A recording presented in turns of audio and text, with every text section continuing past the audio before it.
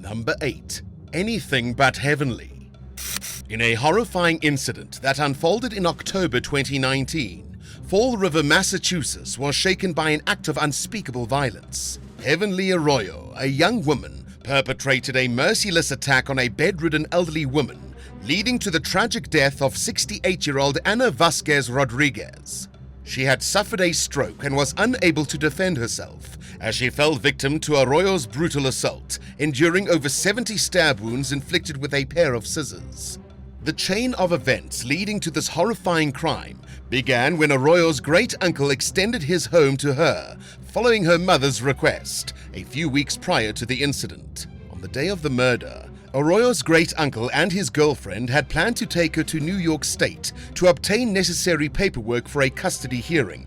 However, their plans were thwarted by car troubles, escalating Arroyo's impatience and frustration. In a chilling turn of events, Arroyo took the life of her defenseless victim and then attempted to conceal her heinous crime. After the murder, she took a shower, disposed of her bloodied clothes in a dumpster, and concocted a false story. She informed a family member that Vasquez Rodriguez was unwell, prompting the family member to discover the lifeless body and immediately call 911. Initially, Arroyo attempted to deceive investigators by fabricating a tale about a masked intruder fleeing the scene. However, her story crumbled under scrutiny, and she eventually confessed to the gruesome murder.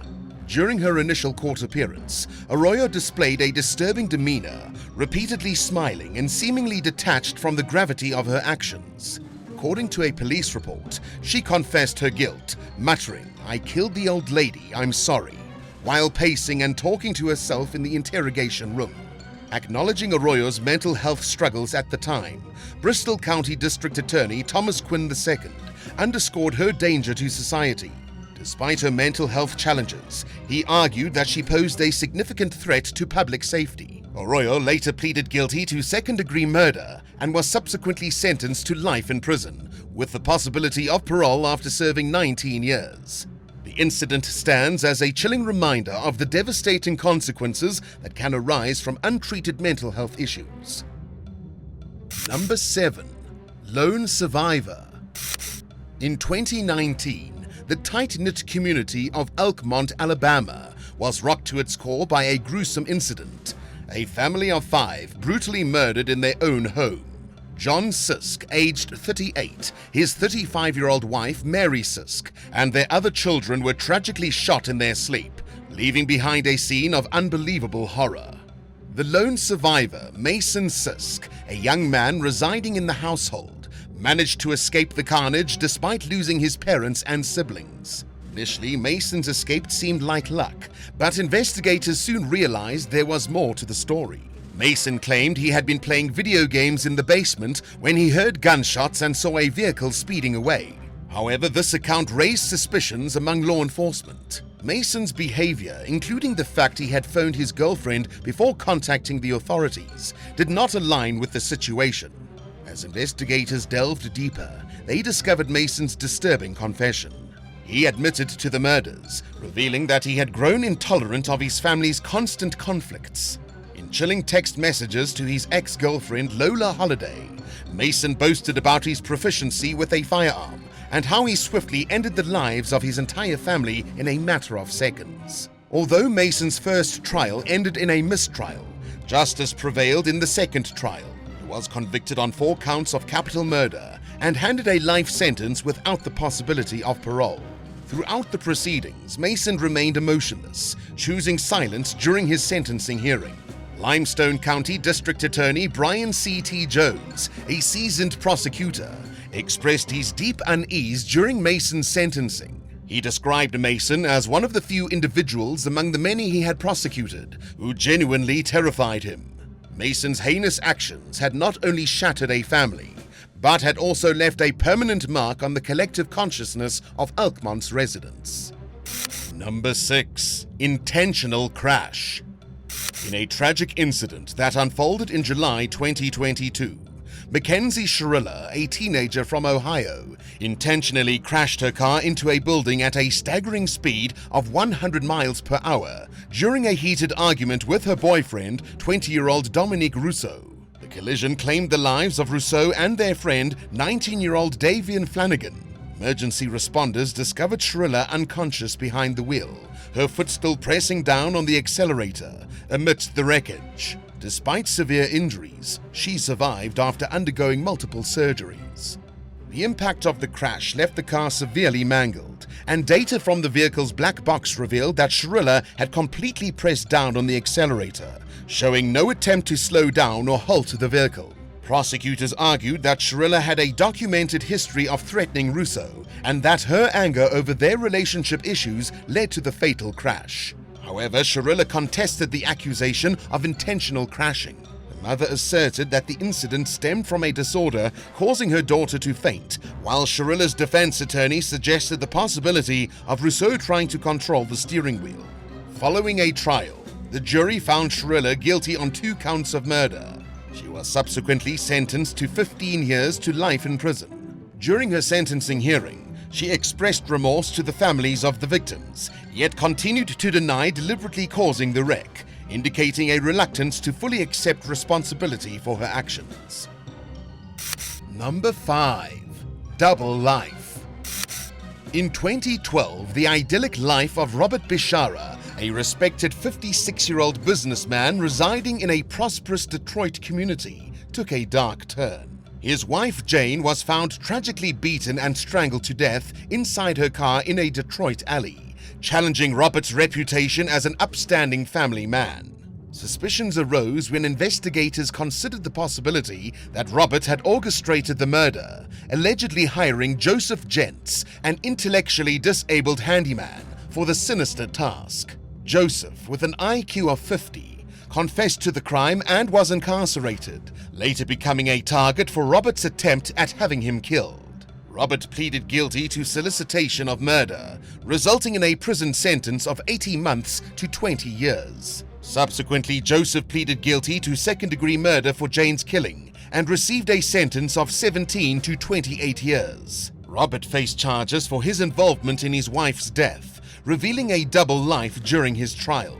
His secret affairs in the BDSM community were exposed, including encounters with mistresses at a hidden dungeon located in one of his properties. Robert, known as Master Bob, was accused of heavy cocaine use. Prosecutors argued that Robert's desire to continue his clandestine lifestyle led him to eliminate Jane. They believed he also sought to profit from an $800,000 insurance policy he had taken out in her name.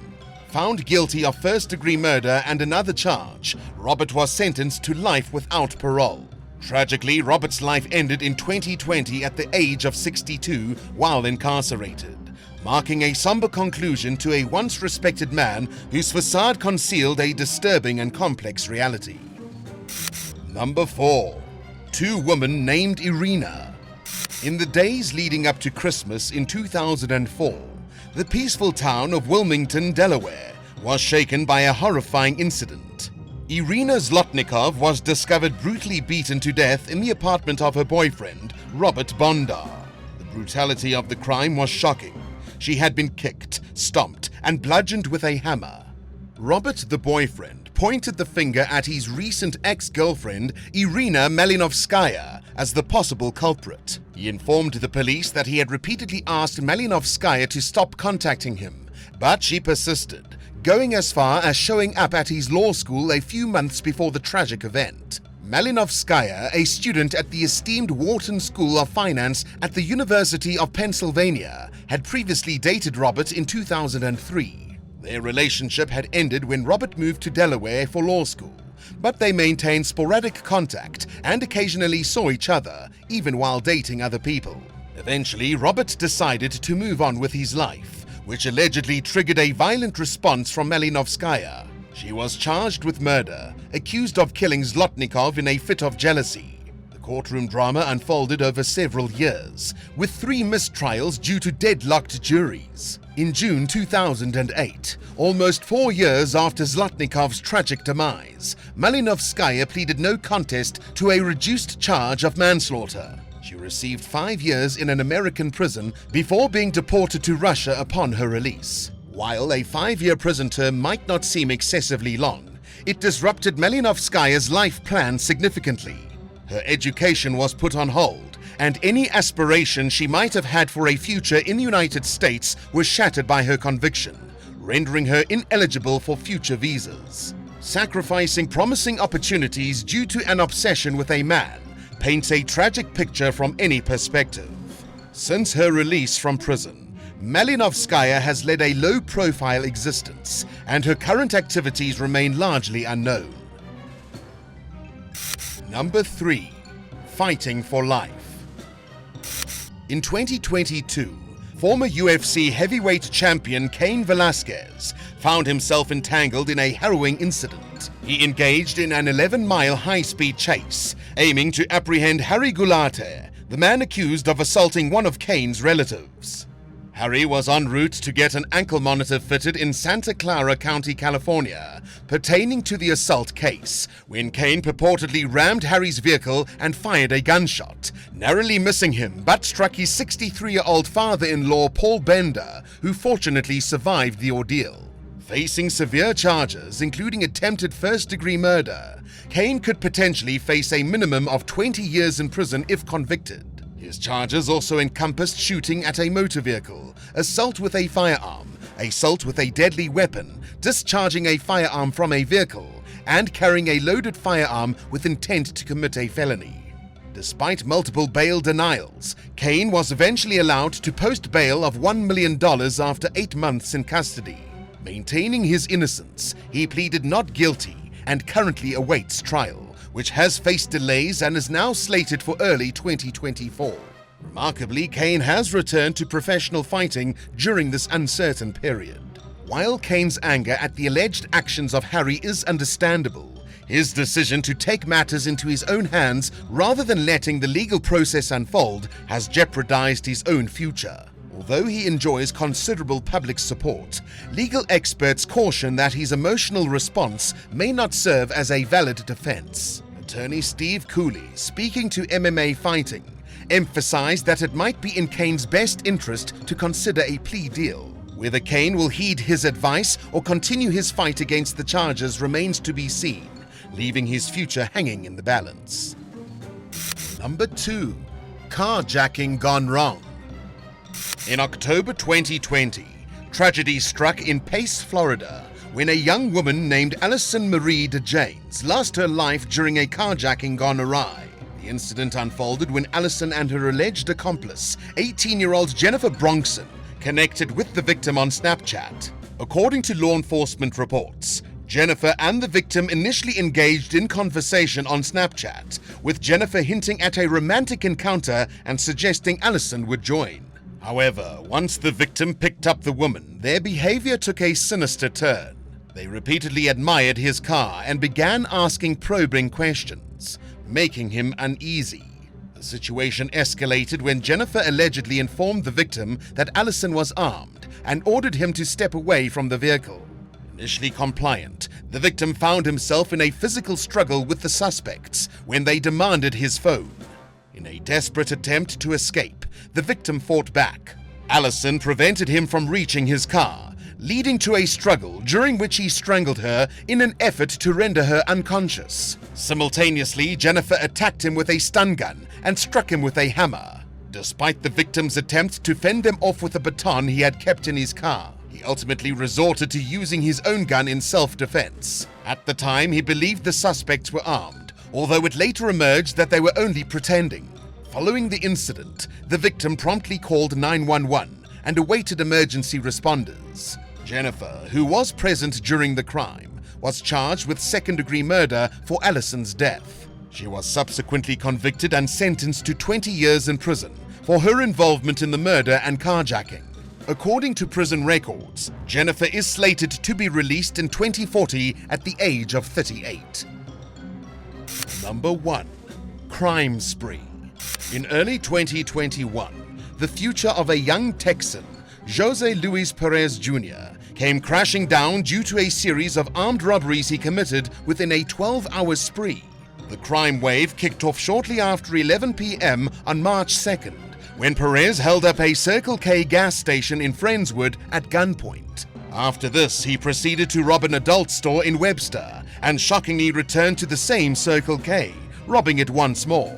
Perez did not stop there. He targeted a Chevron gas station and even robbed several individuals, including a worker painting a house. Law enforcement managed to identify Perez thanks to vigilant witnesses who provided a description of his vehicle and license plate number. Although Perez attempted to evade capture, the pursuit came to a halt when he lost control of his car, crashing into a median.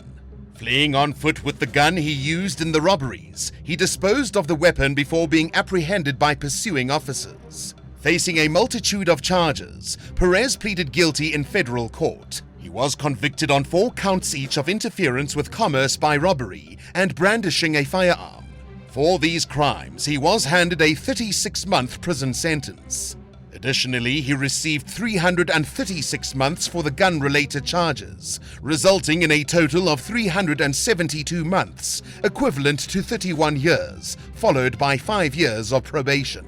U.S. Attorney Alamdar Hamdani expressed the gravity of Perez's actions, stating that he had thrown his life away and would have likely been an old man before experiencing freedom again. Perez's impulsive actions during those 12 hours had irreversibly altered the course of his life. Thanks for watching. Do you know anyone who threw their life away by doing something so stupid you could never come back from? Tell us in the comments and remember to subscribe. See you next time on Bad Badger.